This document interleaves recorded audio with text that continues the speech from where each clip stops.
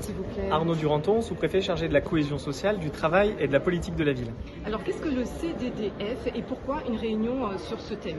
Alors, le Conseil pour les droits et devoirs des familles, c'est un outil majeur qui est aux mains des maires et qui a vocation à les aider à faire face à une difficulté qu'on connaît bien et qui amène la situation qu'on connaît de jeunesse qui dérive ou de jeunesse qui rentre dans la délinquance, ce sont les ruptures de parcours. Et il y a deux grandes ruptures de parcours que nous connaissons en Guadeloupe. Ce sont les ruptures du parcours familial, avec des familles qui sont dans la déprise et dont les enfants peu à peu s'éloignent de la cellule familiale et restent plus souvent dans la rue que dans la prise en charge familiale.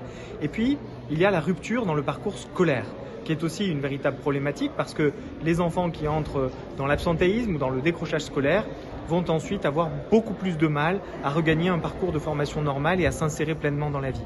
Le CDDF, c'est l'outil qui permet aux maires non seulement de capter l'ensemble des informations qui peuvent commencer à laisser sentir une situation préoccupante, mais ensuite aussi d'apporter des solutions de remédiation en mobilisant tout un écosystème d'associations, d'opérateurs qui vont aider les familles, aider les enfants à se raccrocher et à reprendre un chemin normal dans leur formation et dans leur apprentissage.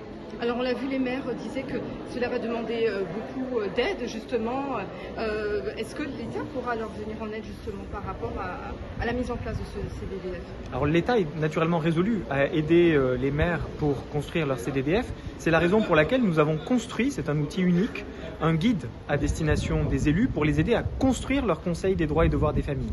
Pour ce faire, ce guide contient l'ensemble des outils qui sont utiles pour créer ce CDDF, l'animer au quotidien et en faire le bilan. Mais nous allons également travailler en lien avec l'Association des maires de Guadeloupe, avec le CNFPT, le Centre national de formation de la fonction publique territoriale. Nous allons travailler à la constitution d'un programme de formation pour aider les maires à s'approprier ce rôle particulier qui est celui de présider un CDDF et pour accompagner également les fonctionnaires qui au quotidien auront à gérer et à suivre l'activité de ces CDDF. Vous avez ressenti un besoin de la part des maires pour organiser cette réunion?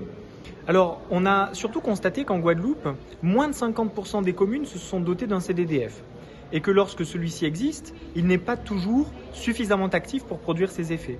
Et donc, nous avons eu l'idée de réunir l'ensemble des maires pour qu'on puisse partager l'expérience des uns et des autres et puis également partager ensemble ces outils d'aide à la constitution de CDDF efficaces pour qu'on puisse développer à l'échelle de la Guadeloupe une politique un peu uniforme et que les communes puissent ainsi devenir les premiers acteurs du raccrochage de ces enfants et de ces familles. Très bien.